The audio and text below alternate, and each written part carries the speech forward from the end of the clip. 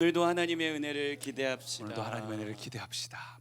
오늘 함께 나누실 말씀은 위대한 상속자의 기회라는 제목으로 예레미야 13장 말씀 우리 교독으로 읽습니다. 너희는 들을지어다 귀를 기울일지어다 교만하지 말지어다 여호와께서 말씀하셨습니다. 그가 어둠을 일으키시기 전 너희 발이 어두운 산에 거치기 전 너희 바라는 빛이 사망의 그늘로 변하여 침침한 어둠이 되게 하시기 전에 너희 하나님 여호와께 영광을 돌리라. 너희가 이를 듣지 아니하면 나의 심령이 너희 교만으로 말미암아 은밀한 곳에서 울 것이며 여호와의 양떼가 사로잡힘으로 말미암아 눈물을 흘려 통곡하리라. 너는 왕과 왕후에게 전하기를 스스로 낮추어 앉으라. 관 곧 영광의 면류관이 내려졌다 하라. 함께요. 네겝의 성읍들이 봉쇄되어 열자가 없고 유다가 다 잡혀가되 온전히 잡혀가도다. 아멘. 보고 싶었습니다. 아주 많이요. 원래 오랫동안 한국을 떠나 살다 보면 애국제가 된다는 말이 있는데 두 주를 교회를 떠나 있으니까 교회가 너무 보고 싶고 성도님들과 함께하는 예배가 얼마나 귀한지 모르겠어요. 공항에서 한 8시간 마냥 결항된 비행기를 기다리면서 맞이하는 주일, 비행기 안에서 맞이하는 주일은 우리가 정말 당연히 드렸던 예배가 얼마나 귀중한 것인가를 다시 한번 생각나게 했습니다.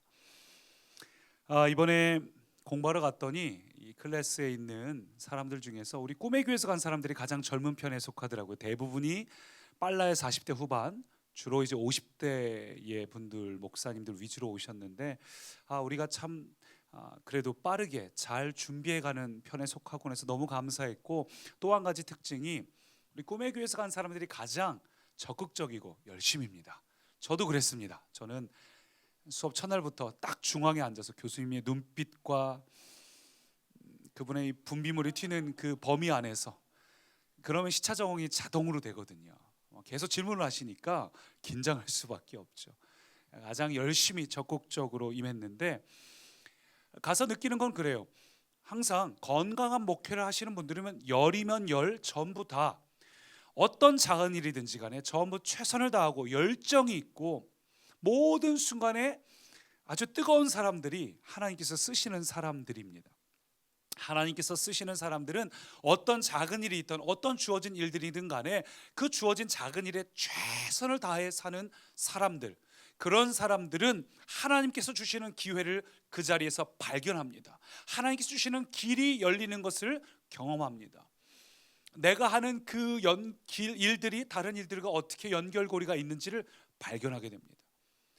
항상 어떤 작은 일이든 간에 그것에 최선을 다하기 시작하면, 어떤 분야의 전문가가 되기 시작하면 내가 그 자리에 있는 전문가, 또 다른 일의 전문 영역들이 연결되어지면서 그 사이에서 틈이 발견이 되는데, 정말 그래요.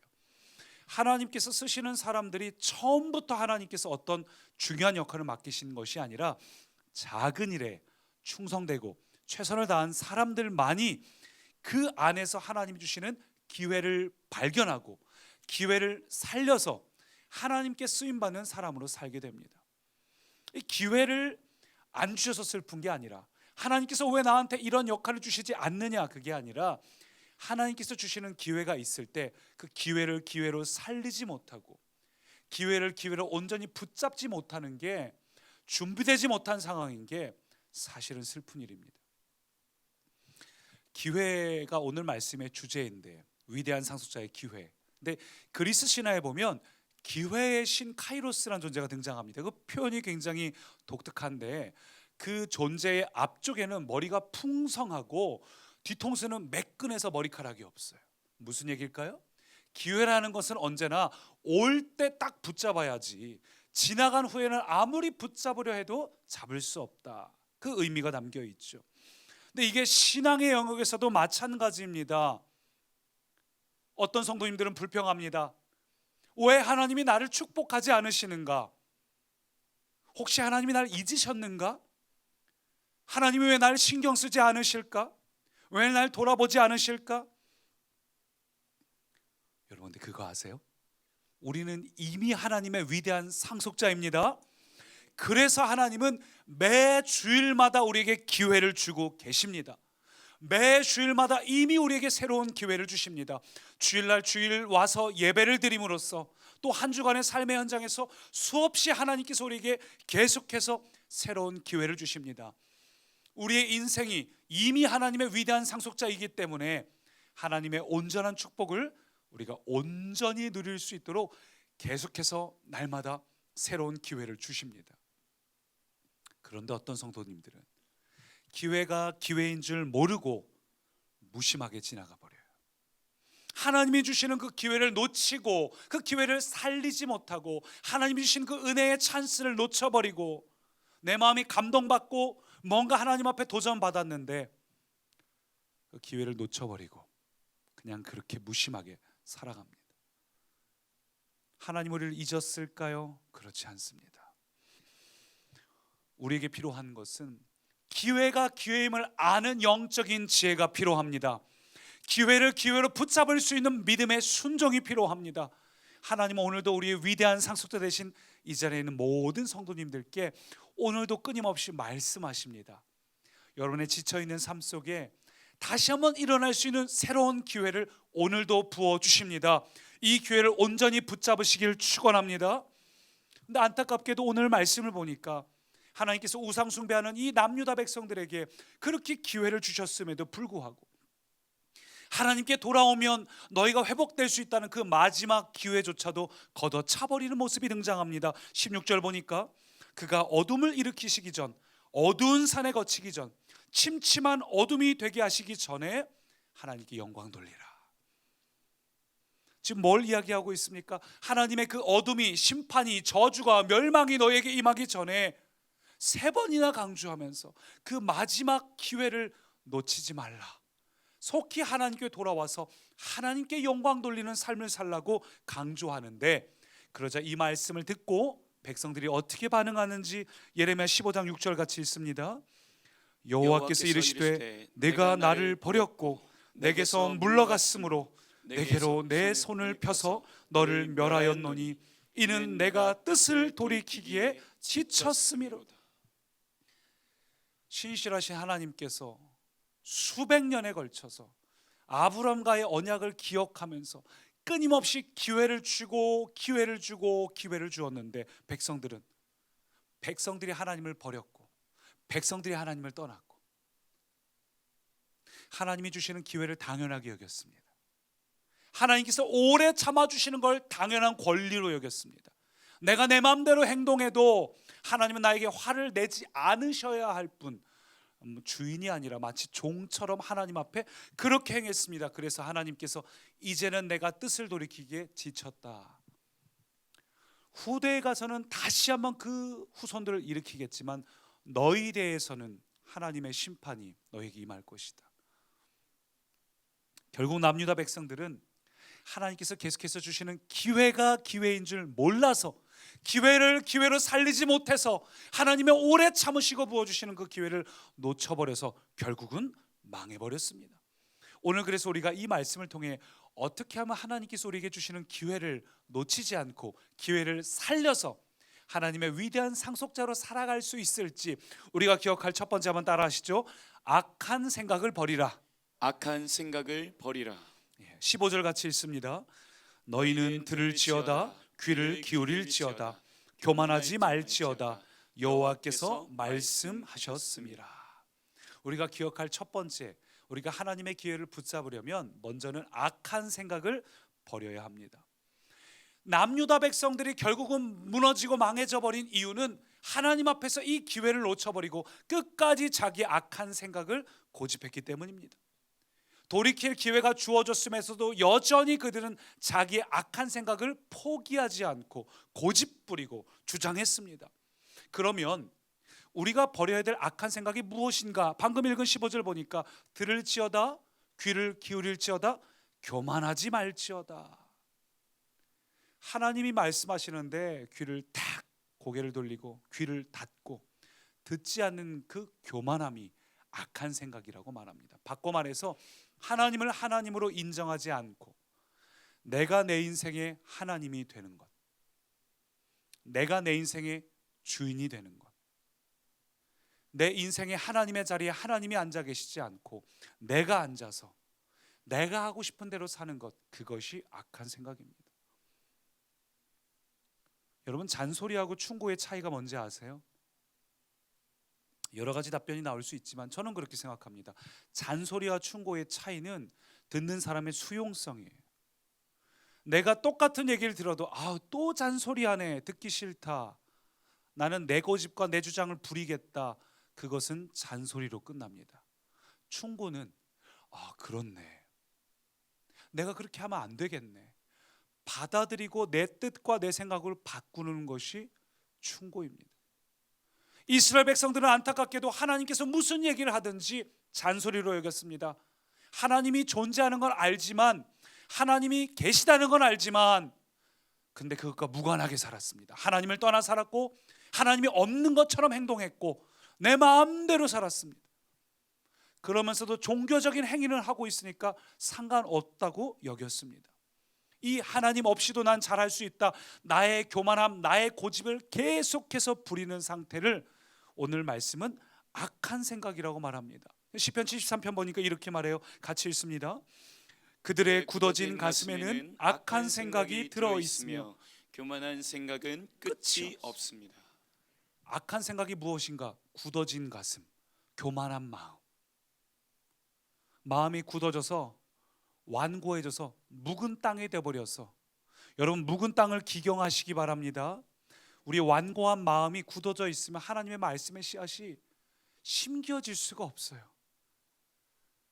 참 감사한 건 하나님 포기하지 않고 어느 땅이든 관계없이 씨를 뿌리시는 게 감사하지만 완고한 마음 상태로 있어서는 열매를 맺을 수 없습니다. 위대한 상속자의 삶을 살 수가 없습니다. 하나님께서 남유다 백성들에게 계속해서 기회를 주셨는데 계속 거부하고 무시했습니다. 여러분, 그런데 이것이 단지 남유다 백성들을 향한 말씀이 아니에요. 하나님은 우리에게도 너희가 악한 생각을 버려야지만 희망이 있다고 말씀하십니다. 이사야 53장 같이 읽습니다. 악한 사람은 그 길에서 돌이키고 죄인은 자기의 악한 생각을 버리라. 여호와께 돌아오너라. 그러면 여호와께서 자비를 베푸실 것이다. 우리 하나님께 돌아오너라. 그러면 여호와께서 너그럽게 용서하실 것이다. 버리고 돌이키는 자에게는 하나님이 너그럽게 용서를 하십니다. 끝까지 고집 부리는 자, 자기 주장을 하는 자는 결국은 끝내 망해버립니다. 충고로 여기지 않고 잔소리로 여기는 자는, 뭘 얘기하든지 신경 쓰지 않고 내 길을 고집하는 자는 결국은 자기가 가던 그 방향이 멸망의 길임을 뒤늦게 깨닫습니다. 결국 이스라엘 백성들은 하나님이 정한 이 영적인 섬을 넘어버렸습니다. 여러분, 혹시 기생충이라는 영화 보셨나요? 이번에 기생충이라는 영화가 상을 받았다는 얘기를 듣고 그런 영화면 꼭 봐야 되지 않겠나 싶어서 바쁜 와중에도 시간을 쪼개서 봤는데 그렇게 유쾌하지는 않더라고요. 저는 이렇게 기독교인으로서는 그렇게 추천할 만한 영화는 아니라는 생각이 듭니다만, 어찌됐건 간에 그 영화에서 인상적인 장면들이 몇 가지가 있는데 그 중에 하나는 선을 넘는다는 표현입니다. 선. 각자 자기의 영역에 선이 있는데 서로가 그 선을 넘어버리는 바람에 결국은 파국을 향해 치닫게 되는데, 표현이 좀 저는 불편했습니다만 그 선을 넘는다는 표현이, 그 생각이 저에게 와닿았어요.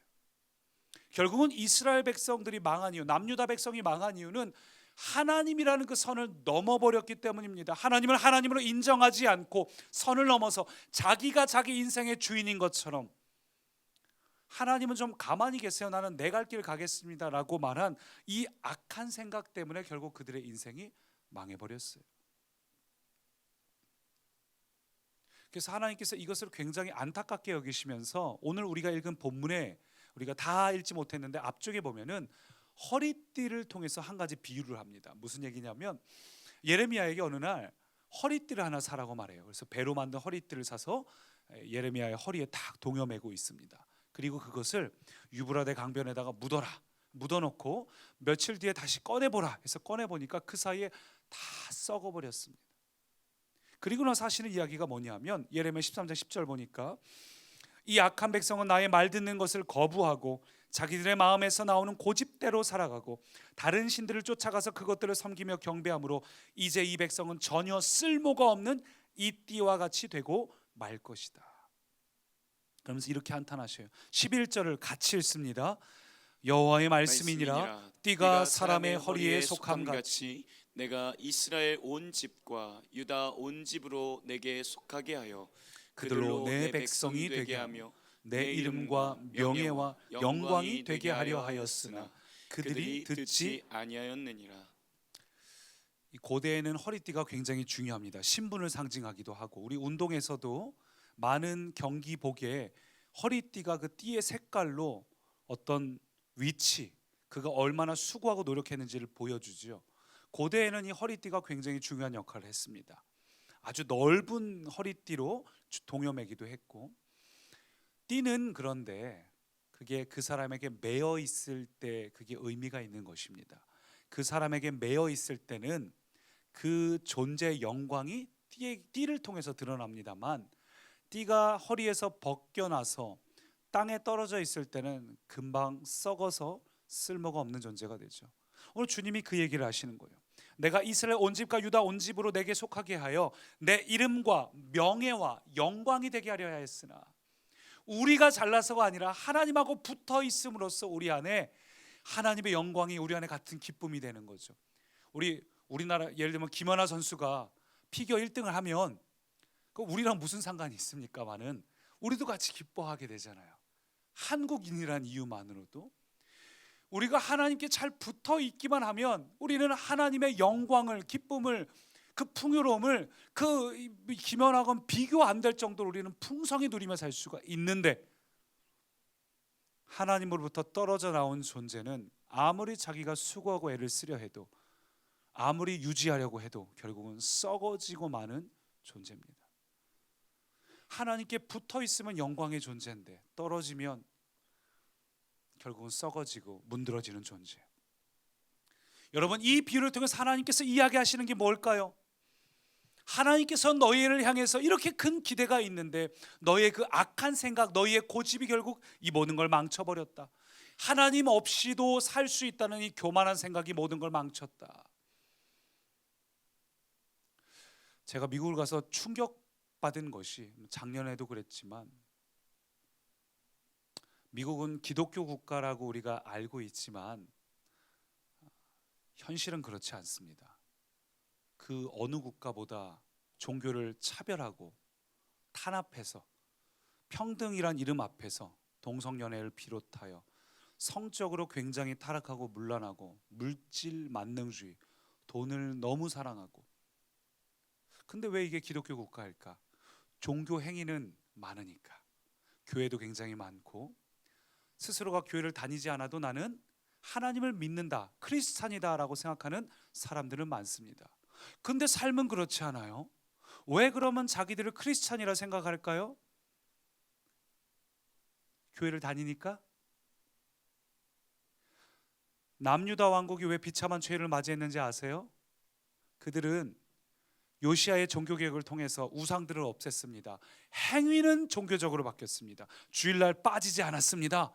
예배 자리 제때 맞춰 딱 왔습니다. 늦지도 않고 일찍 와서 예배 드렸습니다. 그러니까 나는 잘하고 있다고 착각했습니다. 근데 주님이 계속 예레미야를 통해 말씀하시는 거예요. 너희들은 근본 생각과 중심이 바뀌어야 된다. 근데 자기들이 종교 행위를 열심히 잘하고 있으니까, 예레미야 왜 이렇게 예민해? 예레미야는 왜 이렇게 오버해서 사람을 기분 나쁘게 만들어? 하나님께서 그 중심을 바꾸라고 말하는 겁니다. 여러분, 악한 생각을 버리시기 바랍니다. 악한 생각은 무엇입니까? 하나님이 무슨 얘기를 하든 간에 잔소리로 여기는 거예요. 내 중심은 여전히 내 갈 길을 고집하고 있으면서, 하나님 시간 딱딱 맞춰서 여기 와 있으면 되잖아요. 뭐 그렇게 많은 걸 바라세요. 하나님은 내가 원하는 길 도와주시기만 하면 됩니다. 이 교만함이에요.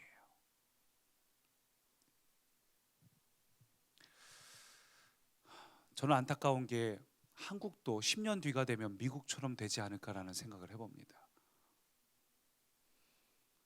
하나님께서 기회를 주시지 않는 게 형벌인 거 아세요? 하나님께서 남유다 왕국을 무슨 이방을 들여다가 치시는 게 아니라 그냥 하나님께서 보호하시는 기회를 거두어 가시면 끝장입니다. 여러분, 우리 세대가 하나님 앞에서 바로 서 있지 않아서 하나님께서 더 이상 우리를 긍휼히 여기는 기회를 거두어 가시면, 촛대를 옮겨 버리시면, 저는 불과 10년도 안 돼서 우리 세대에, 우리 다음 세대가 심각하게 무너진 것을 보겠구나라는 생각을 합니다. 잘 꾸며진 정원을 망치는 가장 간단한 방법은 아무것도 안 하는 거예요. 기회를 주지 않는 겁니다. 건드리지 않는 겁니다. 순식간에 망가집니다. 여러분, 하나님께서 우리에게 기회를 주실 때 다시 한번 바로 서기를 축원합니다. 하나님께서 우리에게 기회를 주실 때 이 기회를 붙잡아야 됩니다. 하나님께서 우리에게 끊임없이 이게 마지막 경고다라고 이야기를 하는데, 경고인 거 알아요. 기회인 거 알아요. 그런데 안 움직이는 게 우리의 문제입니다. 아는데 안 움직여요. 충고로 여기지 않고 잔소리로 여기면서 하긴 할 거예요. 언젠가는. 자녀들이 부모의 말을 계속해서 선을 넘어버리면 아무리 좋은 부모라도 끝끝내 견디지 못합니다. 부모님들 자주 하는 말 있잖아요. 너는 꼭 화를 내야만 움직이냐. 제가 자주 들었던 말인데, 왜 우리는 그럴까요? 여러분, 이 악한 생각을 버리시기 바랍니다. 교만한 생각, 굳어진 마음을 버리시기 바랍니다. 하나님께서 우리가 기회를 주실 때 기회를 붙잡으시기 바랍니다. 교만한 마음, 악한 생각, 계속해서 잔소리로 여기고 움직이지 않고 기회를 주시는데, 은혜를 주시는데, 말씀을 주시는데 여전히 제자리에 머물러 있다면 오늘 이 시간 결단하시기 바랍니다. 하나님, 더 이상은 이 자리에 머물러 있지 않고 말씀하시는 자리로 옮기겠습니다. 악한 생각을 버리시는 모든 꿈의 성도 되시기를 축원합니다. 히브리서 기자는 이렇게 말합니다. 그러므로 형제 여러분, 어느 누구라도 악한 생각을 품거나 믿음을 소홀히 하지 마십시오. 그런 마음은 살아계신 하나님을 따르는데 방해가 될 뿐입니다. 그런 마음은 이미 형벌을 누리고 있는 겁니다. 이미 하나님을 떠나서, 기회를 떠나서 멸망을 향해 달려가는 것입니다. 우리는 이런 삶을 살아야 됩니다. 시편 기자의 고백을 함께 고백합니다. 내 영혼이 여호와께 고백합니다. 주는 내 주시니 주를 떠나서는 어디에도 내 행복이 없습니다. 주님을 떠나서는 어디에도 내 행복이 없습니다. 이 고백이 우리의 고백이 되시기를 축원합니다. 첫 번째는 악한 생각을 버리라는 것이고, 두 번째 한번 따라 하시죠. 착한 행실로 행하라. 착한 행실로 행하라. 악한 생각을 버렸다면 착한 행실로 행해야 됩니다. 만약 남유다 백성들이 하나님의 경고를 듣고 그들이 돌이켰다면 하나님은 반드시 그들에게 새로운 기회를 주십니다. 신실하신 하나님이니까.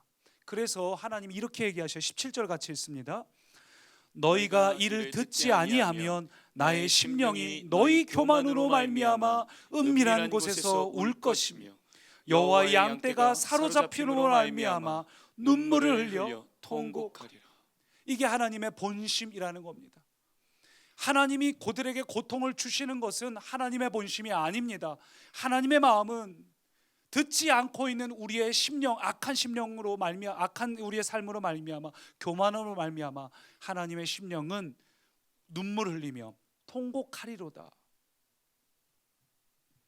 결국 여러분, 우리의 인생에 위대한 상속자의 축복을 누리지 못하고 우리 안에 기쁨이 충만하지 못하고 늘 이런 상태로 사는 것은 하나님의 본심이 아니라, 이것은 결국 하나님이 주신 수많은 기회에 반응하지 못하고 내 마음대로 내 길대로 악한 생각으로 악한 행실로 살아가고 있는 우리가 자초한 결과입니다. 하나님 그걸 보시면서 너무 안타까워하셔요.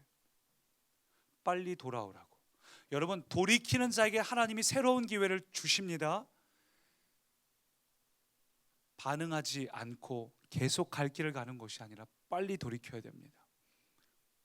그렇다면 오늘 이 두 번째 대지, 우리가 하나님 앞에 돌이켜서 착한 행실로 산다는 건 어떤 의미일까요? 착한 행실로 산다는 것은 윤리 도덕적으로 착하게 살라는 의미가 아닙니다. 나를 인도하시고 나를 이끌어 주시는 하나님의 말씀에 온전히 순종하는 삶을 이야기합니다. 이게 무슨 얘기인가? 좀 설명이 필요한데, 마가복음 10장에 보면은 한 청년이 예수님을 찾아옵니다. 설명을 하기를 이 청년은 계명을 잘 지키는 자고 윤리적으로 종교적으로 아주 높은 수준으로 사람들에게 인정을 받는 자입니다. 많은 사람에게 선행을 베풀 줄 아는 자입니다. 근데 이 젊은 청년이 보니까 예수님이 많은 사람에게 왈가왈부 당하고 있는데 자기의 기준으로 보니까 예수님은 선한 분이에요. 병자를 고쳐주고 어려운 자를 돕고, 그러니까 사람들이 이 사람에게 예수님에 대해서 안 좋게 말한다 할지라도 나는 이분을 좀 만날 필요가 있겠다 싶어서 이 젊은 청년이 예수님을 찾아갑니다. 한번 말씀 볼까요? 마가복음 10장 같이요.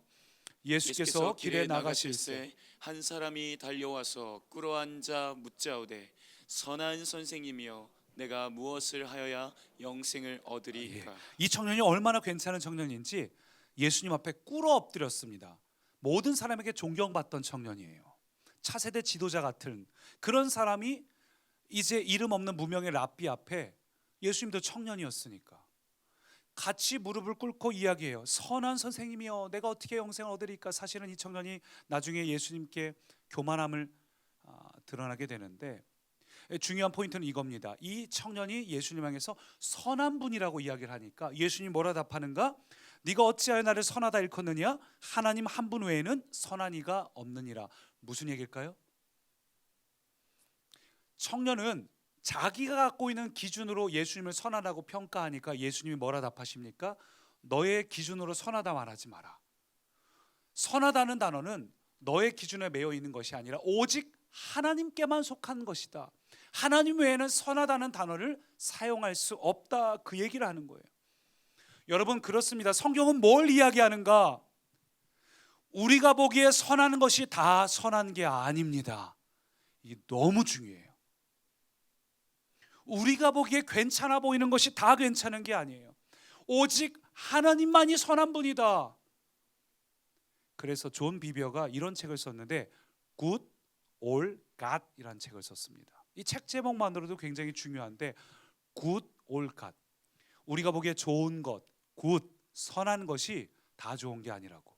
그래서 good이 아니라 god을 택해야 된다라고 말을 하고 있어요. 이걸 좀 더 구체하기 위해서 한 가지 예를 더 들어보겠습니다. 선악과 이야기가 나오죠. 창세기 3장에 하와가 선악과를 따먹는데, 그때 하와가 선악과를 먹으려 했던 거는 아주 선한 목적으로 했어요. 자 보세요. 선악과 나무를 어떻게 표현합니까? 그 나무를 먹으니까 죄를 짓게 될 만한 열매입니까? 아니요. 보암직도 하고 먹음직도 하고, 먹으면 지혜로워질 것 같다고 말합니다. 하와는 아주 선한 의도로 하나님의 약속을 어겼습니다.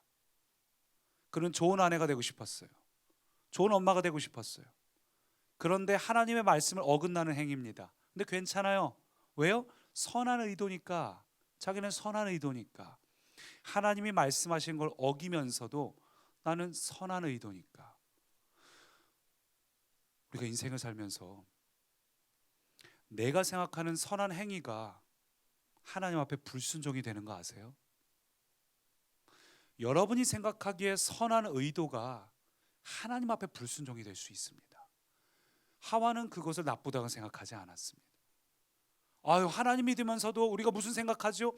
아유, 가족도 돌봐야 되고, 우리 가끔씩 고향에 있는 어머님도 생각나고, 그래서 내가 교회에서 어떤 중요한 역할을 못 하겠습니다. 나는 한 달에 한 번은 교회 빠지고 우리 부모님을 돌보러 가야 됩니다. 나쁜 건가요?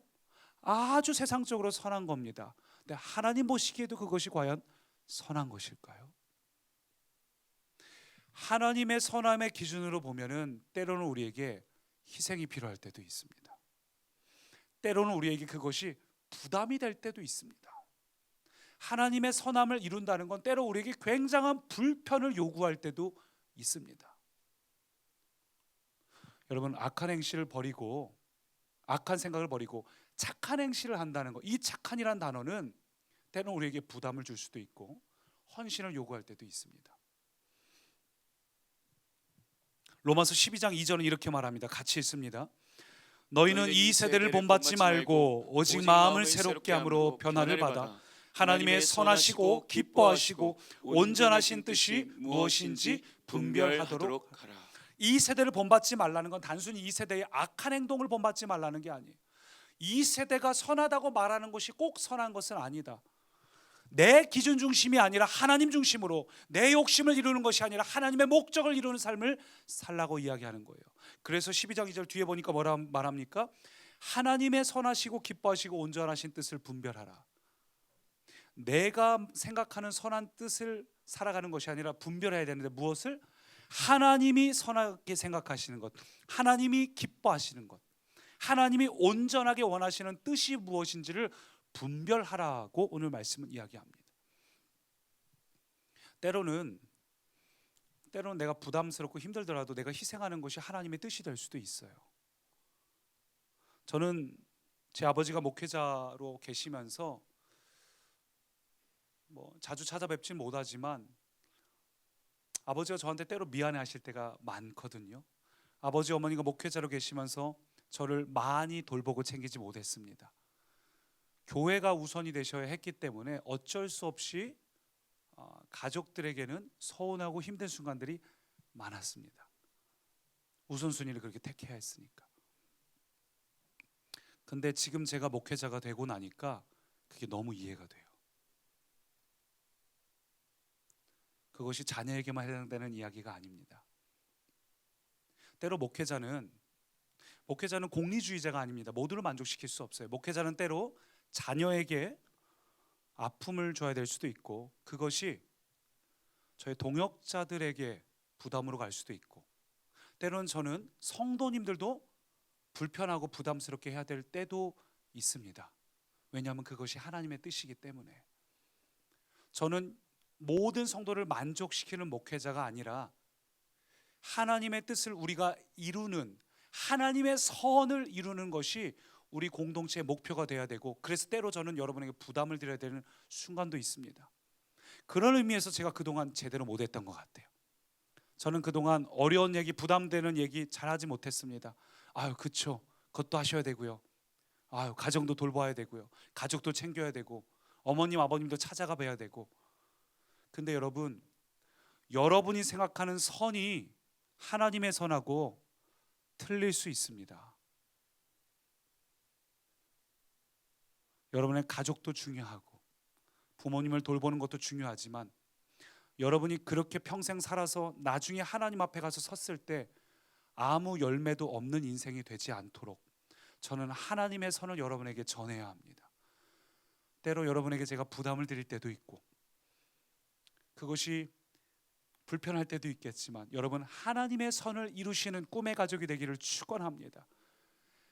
사람의 선은 상대적입니다. 하나님의 선만이 올바른 것입니다. 그것이 진실이고 진리입니다. 그래서 여러분이 생각하는 기준을 가지고서 내가 이렇게 해야지가 아니라 하나님의 선하시고 기뻐하시고 온전한 뜻이 무엇인지 분별하시기 바랍니다. 내가 지금 하고 있는 행동이, 생각이 하나님이 기뻐하시는 걸까? 내가 지금 감정대로 움직이는 것이 하나님이 기뻐하시는 걸까? 하나님께서 원하신다면 과감히 포기하고 내려놔야 될 때도 있습니다. 하나님이 원하시면 때때로 부담을 감수해야 될 때도 있습니다. 저는 여러분이 그와 같은 하나님의 선한 뜻을 이루는 사람이 되기를 축원합니다. 그리할 때 하나님의 선한 열매가 맺혀요. 제가 목회자의 자녀로 태어나서 때로 부담과 희생과 어려움들을 겪었지만 우리 하나님께서는 그것을 다 은혜로 채워주십니다. 제가 가끔 느끼는 것은 왜 내가 이런 과분한 은혜를 누려야 될까? 어머니 아버지가 고생하고 흘리신 그 결과의 상급이 부모님께 가지 않고 다 나에게 왔구나라는 생각을 종종 할 때가 있어요. 여러분, 하나님의 선한 뜻대로 사는 자는 위대한 상속을 누릴 수 있습니다. 문제가 해결되고 뭐 일이 다 잘 된다는 뜻을 말하는 것이 아니라, 여러분 안에 당장 여러분의 심령 안에 하나님이 채워주시는 그 기쁨과 감격과 풍성함을 맛볼 수 있습니다. 여러분 때에, 여러분 시간에, 여러분은 원하는 타이밍에 이루어지지 않는다 할지라도 하나님이 원하시는 시기에, 하나님이 원하시는 타이밍에 반드시 하나님의 축복하시는 그 자리에 여러분이 서 있는 것을 경험하게 될 것입니다. 뭐 할 때요? 하나님의 선을 이룰 때. 여러분이 원하시는 선한 뜻 말고 하나님의 선한 뜻을 위해서 과감히 헌신하시고 희생하시고 그 자리에 여러분 서 있으시길 축원합니다. 하나님이 원하시는 자리, 하나님이 기뻐하시는 자리, 하나님이 축복하시는 그 선한 자리에 여러분 서 계시기를 축원합니다. 제가 이번 주에 월화수 3일간 장례식을 치르면서 그 사람이 한 줌 재가 돼서 티끌이 돼서 그 무게를 안으면서, 여러분 오늘 우리가 이 땅에 살면서 우리의 선함을 이룬 것도 중요하지만 하나님 앞에 가서 설 때 죽게 드릴 풍성한 열매를 좀 풍족히 안고서는 우리 꿈의 가족 되기를 축원합니다. 결국 착한 행실로 산다는 것은 때로는 희생과 아픔이 있다 할지라도 하나님이 원하시는 그 길을 걸어가는 것입니다. 저는 저와 여러분이 여러분의 선한 의도를 위해서 하나님을 끌어다 쓰는 것이 아니라 하나님이 원하시는 선한 의도 앞에 그 착한 행실로 반응하는 꿈의 가족이 되기를 축원합니다. 말씀을 맺습니다. 오늘 새벽에 U20 월드컵 있던 거 아시죠? 결승전이 있었는데 아직 모르시는 분들을 위해서 3대1로 아쉽게 졌습니다만 역대 최고예요. 우리가 피파가 주관하는 세계 대회에서 2등을 한 것은 역사상 처음 있는 일입니다. 그 전에는 4등까지 해봤죠. 2등까지 올라갔어요. 아마 이 앞으로가 굉장히 기대가 되는데, 여러분 우리가 결승까지 올라갔던 이유가 뭘까요? 세계적인 수준의 이강인 선수가 있어서, 아니면 그 선수들이 전부 하나로 똘똘 뭉쳐서 벤치에 있는 선수들까지 한 마음이 되어서, 여러 가지 요인이 있지만 가장 중요한 게 뭔지 아세요? 감독의 리더십 앞에 모두가 따랐기 때문입니다. 그들을 이끌었던 이 정종영 감독님, 이분이 사실 집사님이에요. 할렐루야 감독 하셨던 분인데, 이 정종영 감독이 이야기하는 모든 것에 모든 사람들이 그 리더십을 인정하고 순종했기 때문이에요. 감독이 야 아무개가 위로 올라가서 아무개에게 공 보내라 할 때, 아유 감독님은 경기를 모르는데 내가 해외에서 좀 뛰어봐서 하는데 지금은 그렇게 할 때가 아닌데, 이렇게 해서 한두 명이 다르게 움직였다면 결과를 낼 수 있었을까요?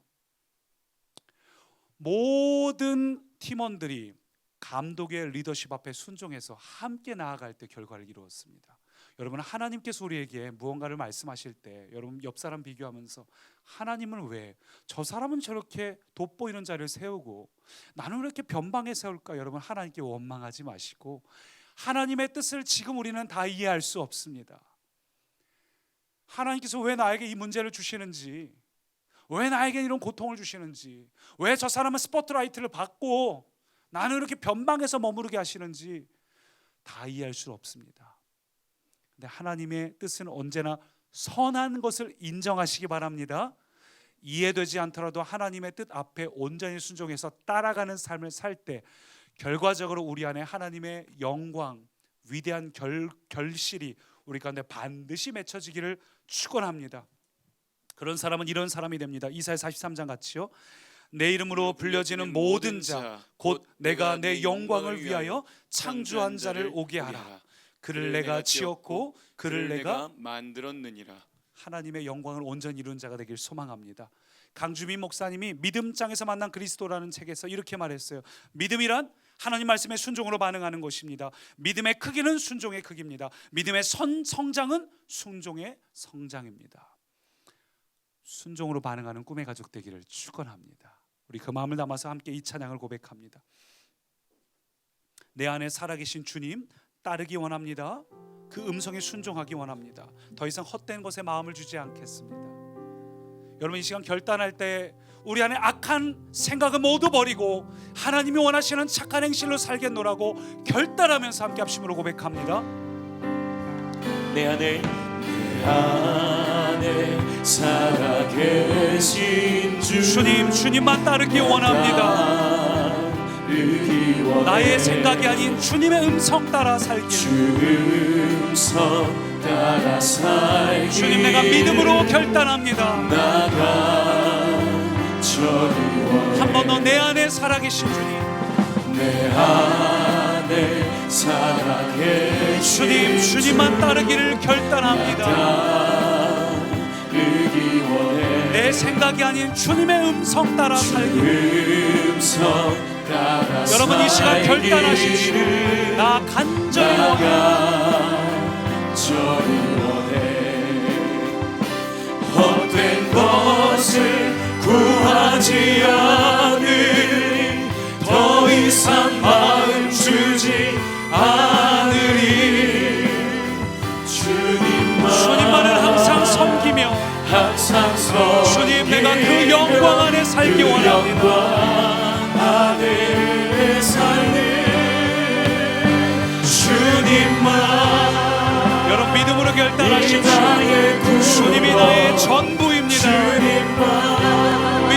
선포하십시오. 이 나의 전 주님, 내가 주님을 더 사랑하기 원합니다. 이전보다 더 사랑하기 원합니다. 주님만.